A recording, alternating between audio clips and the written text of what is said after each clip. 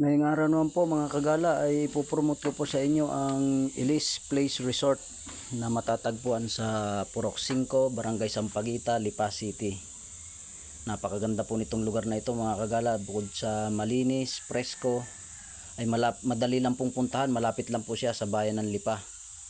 Kaya ano pa pong iniintay nyo? Bisitahin nyo po ang Elise Place and Resort dito sa Barangay Sampaguita, Lipa City.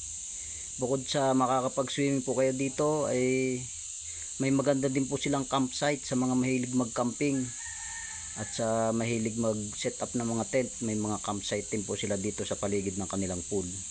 Kaya ano pa pong iniintay nyo? Bisitahin nyo po ang Elise Place Resort na matatagpuan sa Barangay Sampaguita, Lipa City. Ang entrance fee po nila ay 250 lang. Ma-enjoy nyo po ang 250 sa isang buong araw kasi napakalinis po ng kanilang pool. Bukod sa malinis, maganda po ang tanawin sa paligid, presko ang hangin. Shoutout nga po pala sa mabait at napaka-accommodating na may-ari ng Elise Place Resort, si Mr. Abilino Loizaga. Maraming salamat po sir sa mainit na pagtanggap. Shoutout po sa iyo. Maraming salamat po mga kagala. Pasyalan nyo po ang Elise Place Resort sa Sampaguita, Lipa City. Maraming salamat po sa panonood. Paki-follow, like and share po ng aking video. Salamat po.